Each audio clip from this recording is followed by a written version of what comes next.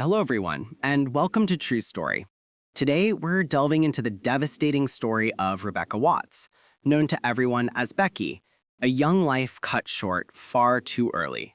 Becky, at just 16 years old, was confident, outspoken, and full of life until high school when she struggled with an eating disorder, though she remained warm and affectionate with a close group of friends. This is the story of a young life cut short far too early. He didn't want to believe his 16-year-old daughter was really gone until he saw her body at the morgue. That moment stays with him. The shock, the grief, and the memory of what she went through in her final moments. What makes it even harder is knowing that the person who killed her was someone he had welcomed into his home, someone he treated like family. They had shared meals, lived under the same roof, and trusted each other. Darren never imagined that someone he cared for like his own child would be the one to take Becky's life.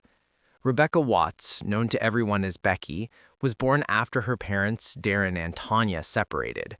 At first, she lived with her mother, but when concerns about neglect came up, she was placed in foster care. Eventually, Becky and her brother Dan moved back in with their dad. As a kid, Becky was full of life, confident, outspoken, and always on the move. But things started to change when she got to high school.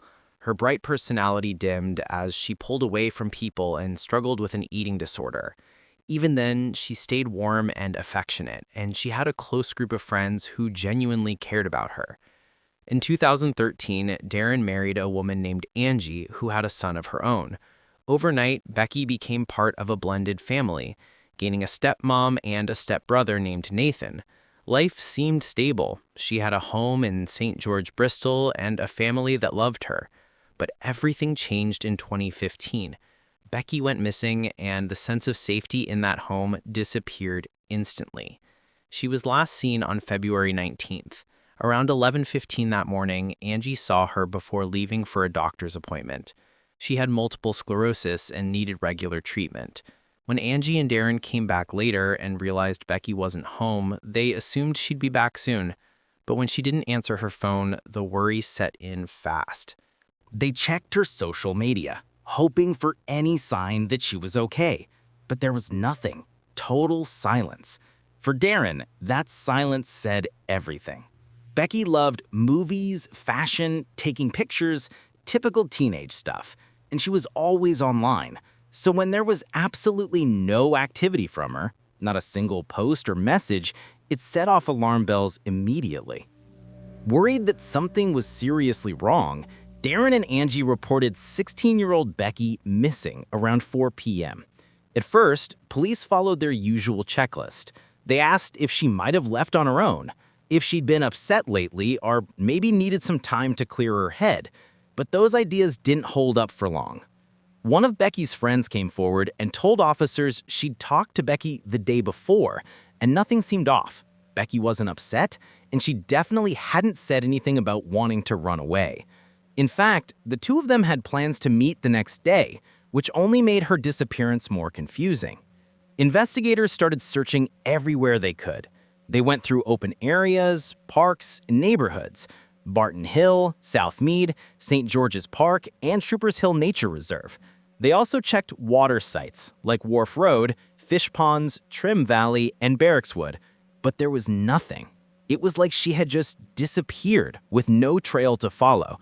6 search teams worked nonstop, looking for any sign of Becky or anything that might point to what happened to her.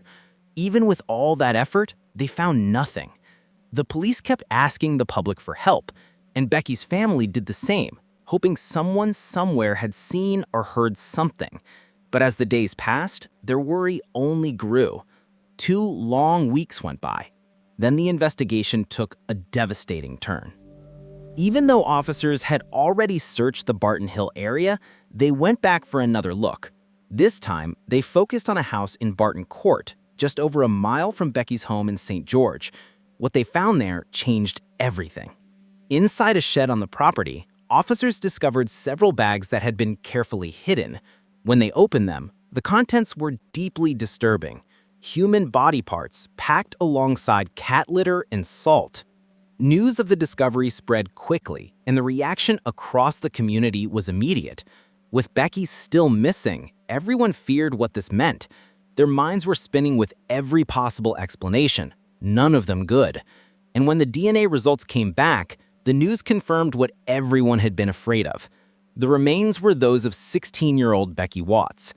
The autopsy was hard to process. Becky had been strangled, and her body showed around 15 knife wounds.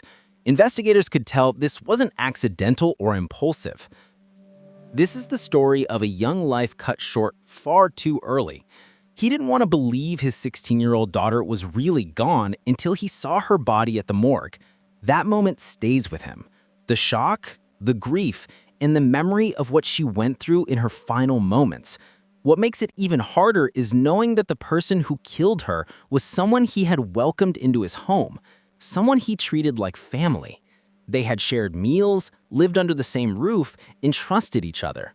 Darren never imagined that someone he cared for, like his own child, would be the one to take Becky's life. Rebecca Watts, known to everyone as Becky, was born after her parents, Darren and Tanya, separated. At first, she lived with her mother, but when concerns about neglect came up, she was placed in foster care. Eventually, Becky and her brother Dan moved back in with their dad. As a kid, Becky was full of life, confident, outspoken, and always on the move. But things started to change when she got to high school. Her bright personality dimmed as she pulled away from people and struggled with an eating disorder. Even then, she stayed warm and affectionate, and she had a close group of friends who genuinely cared about her. In 2013, Darren married a woman named Angie who had a son of her own. Overnight, Becky became part of a blended family, gaining a stepmom and a stepbrother named Nathan.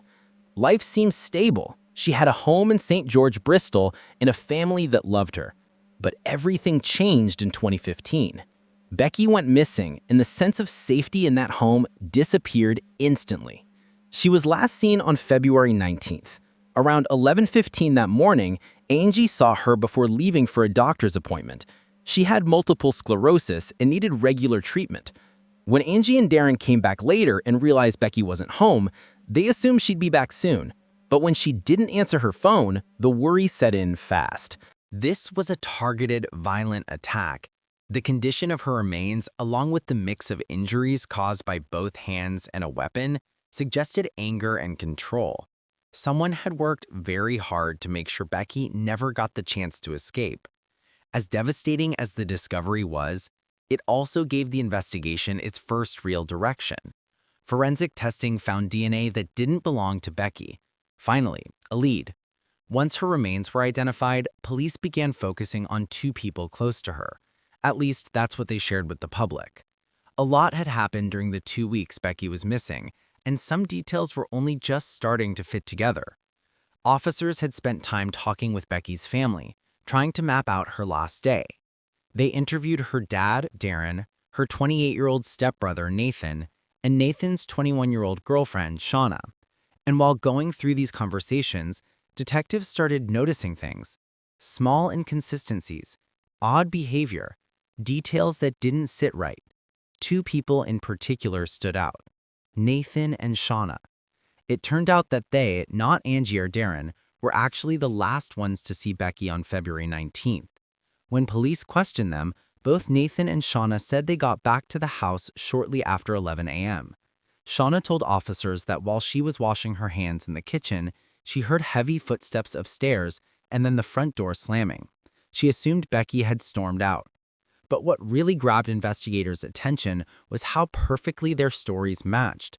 Nathan repeated the exact same version, same timing, same noises, even the same wording. Detectives found it strange how flawless their accounts were. It felt memorized, not remembered. At first, the fact that Nathan and Shauna told the exact same story might not have seemed strange to everyone, but to investigators, it felt too polished, like they'd gone over it together beforehand. And from that point on, things only got more uncomfortable. During questioning, Nathan came across as distant and almost bored, while Shauna smiled through most of the interview. Their reactions didn't match the seriousness of the situation. Meanwhile, even though Angie wasn't Becky's biological mother, she was visibly upset and cooperated fully with the police, constantly asking for updates. Her concern was genuine. Nathan and Shauna, on the other hand, seemed disconnected from what was happening. Detectives kept bringing the pair back in for more interviews. During one of those sessions, Shauna mentioned something that caught their attention. She said Nathan was having a hard time coping with Becky's disappearance. But when investigators questioned Nathan alone, a very different picture emerged. He admitted he never liked Becky. He called her spoiled and complained about how she talked to his mom, Angie. There was no real evidence to back up his claims, though.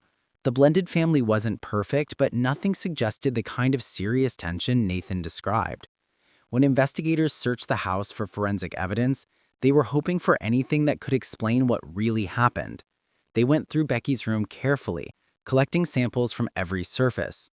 Then they reached her bedroom door and noticed tiny red spots. They looked like blood. The samples were sent to the lab, and when the results came back a few days later, the news was grim. The stains matched Becky's DNA. That confirmed investigators' fears. Something violent had happened to her inside that room, and suspicion immediately shifted toward Nathan and Shauna. But the most damaging evidence was still to come. DNA found on the bags containing Becky's remains belonged to Shauna. That raised serious, unsettling questions. If Shauna truly had nothing to do with Becky's death, then why was her DNA on both the body and the bags used to hide it? As detectives dug deeper, they began following Nathan and Shauna to keep track of what they were doing. What they found filled in the last pieces of a very disturbing picture, one that showed this family was hiding something far from ordinary. CCTV footage from February 19th revealed details that became crucial to the case. That same day Becky was last seen, Nathan and Shauna were caught on camera at a nearby Tesco buying batteries.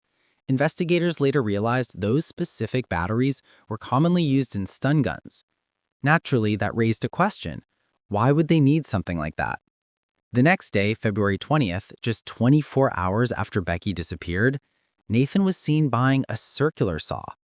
Not long after, both of them were spotted purchasing cleaning supplies in garbage bags.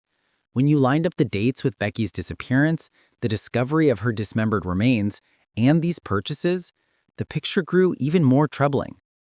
Eventually, police searched Nathan and Shauna's home, a place they hadn't checked earlier, and what they walked into was chaos. The house was cluttered from floor to ceiling. Investigators described it as looking more like a hoarder's space than a typical home. But in the middle of all that mess, one room immediately grabbed their attention: the bathroom. Unlike the rest of the house, which was dirty and disorganized, the bathroom was spotless, almost unnaturally clean. The bathtub was bright white, the surfaces were polished, and not a single trace of dirt or grime could be found. It didn't match the rest of the environment at all. Given the cleaning products they'd recently purchased, this didn't look like someone suddenly inspired to tidy up. It looked like someone trying to remove evidence. And to investigators, it strongly suggested that something terrible had happened there, something Nathan and Shauna didn't want anyone to find. It was becoming clear that the bathroom wasn't just clean, it was hiding a truth no one wanted to uncover. Investigators also started looking into Nathan's background, and what they uncovered didn't paint a comforting picture. Nathan had always been a bit withdrawn and difficult to read. When his mom Angie married Darren and Becky and her brother Dan moved into the home, Nathan got along reasonably well with Dan, but he barely acknowledged Becky. He didn't even live there full-time. He spent most of his time at his grandmother's and only visited his mom and stepdad occasionally. From early on, Nathan made it clear that he didn't like Becky. And what came next was both upsetting and frustrating. Instead of showing even basic empathy, he mocked her struggles. When Becky's eating disorder caused her to faint or become weak, Nathan brushed it off and claimed she was only trying to get attention. His comments were cold and completely out of touch with what she was actually going through. And looking back, it hinted at something far more troubling, underneath the surface. Becky, meanwhile, had never done anything to trigger that hostility. She was quiet, kept to herself, and wasn't known to be disrespectful toward Angie or resentful about the remarriage. Nathan, despite being in his 20s, often acted more like a moody teenager than an adult. But the most concerning part was his pattern of inappropriate behavior. He was often seen spending time with girls much younger than him. Becky's brother Daniel once recalled a time when Nathan pulled up to the house with 4 girls who looked barely older than 10. Darren was furious and immediately told him to drive them back. Then in 2008, When Nathan was 21, he introduced the family to his new girlfriend, Shauna. That relationship would eventually become central to the case. Nathan claimed she was 19, but she was actually 15.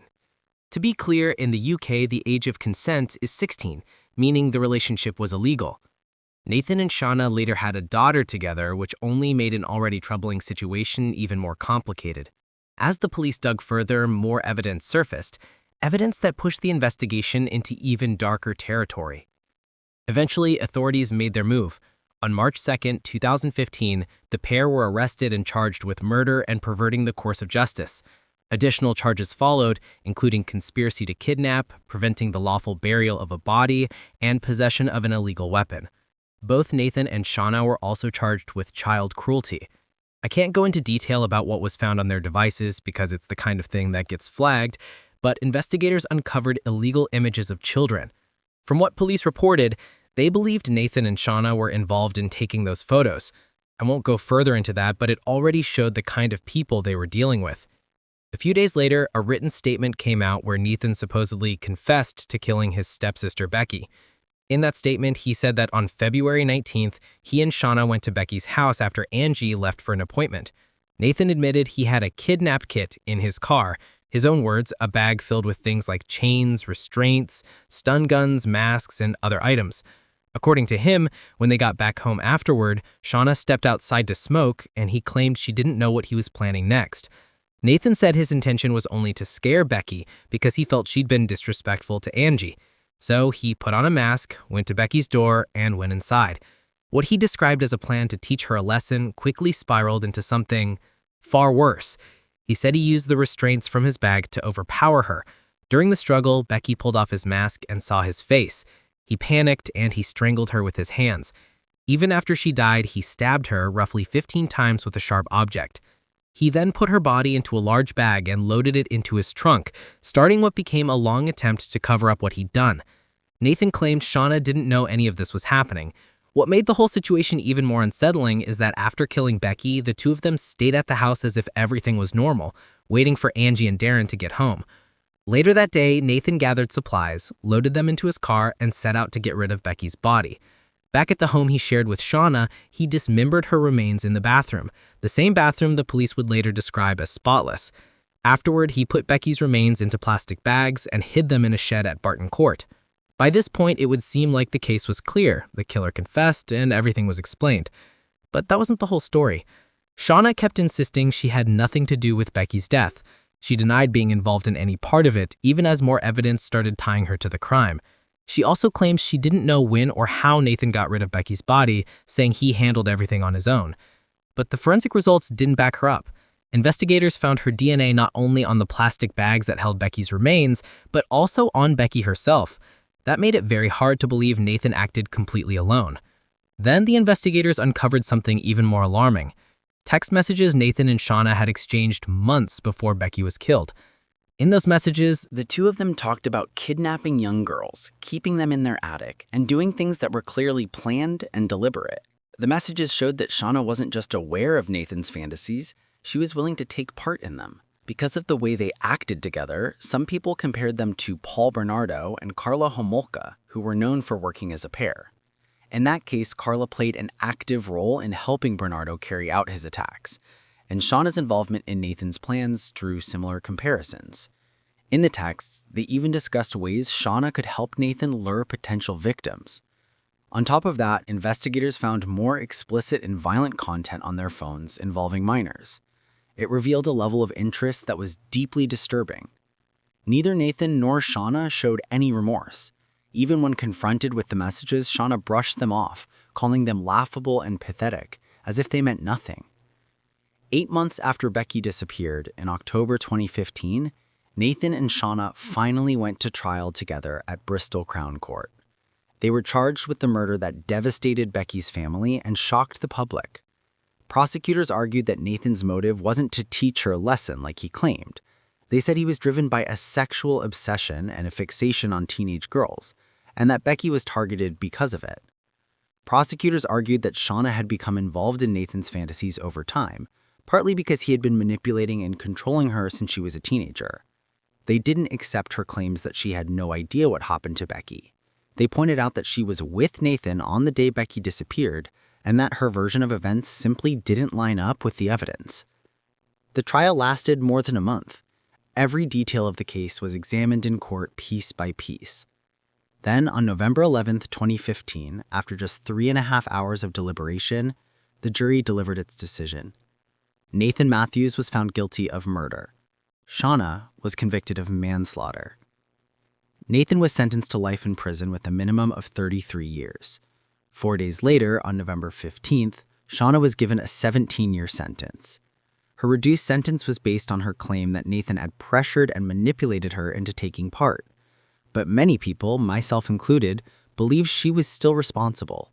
She never stepped in, never tried to stop him, and never reported anything, which makes her actions impossible to excuse. Shauna appealed multiple times, but after everything was exhausted, she was released on parole in September 2023. She served only half of her sentence and is now on a life license with strict rules.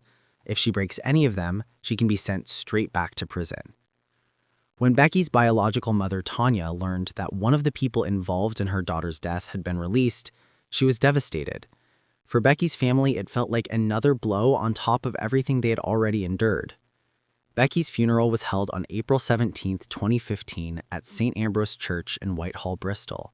It was filled with heartfelt tributes from the people who loved her. Pink flowers were placed around her grave. Many attendees wore white t-shirts with her photo on them. Her favorite songs were played, and a white dove was released outside the church. While it was obviously a moment of deep grief, the funeral also became a way to celebrate Becky's life, the joy she brought to people, the memories she left behind, and the love her family and friends still carry for her. Becky had so much life ahead of her, far more than the 16 years she got. After her death, her dad, Darren, wrote a book about what life was like after losing her and how deeply it changed him. It was first titled Becky, The Heartbreaking Story of Becky Watts, but later renamed The Evil Within. In February 2016, the Neighborhood Watch Partnership dedicated a memorial bench to Becky. It was placed in Goats Field, close to where she lived. Her name was engraved on it, along with the words Becky, Bristol's angel, and there was a carved unicorn on the back, a small nod to her personality. Becky had faced her own mental health challenges over the years, but by the time she died, she was finally in a better place. Her life was taken just as she was finding her footing, and it happened at the hands of someone she trusted, someone who lived under the same roof and shared the same dinner table. The murder of Becky Watts is a case that still weighs heavily on the people who followed it. It shook the community and left painful questions about trust, family, and how something so devastating could happen so close to home. If you found this story powerful or eye-opening, make sure to like the video, subscribe, and turn on notifications. We share new true crime stories every night, shining a light on the truth behind the headlines. Until next time, stay safe, stay aware, and stay vigilant. If you found this story powerful or eye-opening, make sure to like the video, subscribe, and turn on notifications. We share new true crime stories every night, shining a light on the truth behind the headlines. Until next time, stay safe, stay aware, and stay vigilant.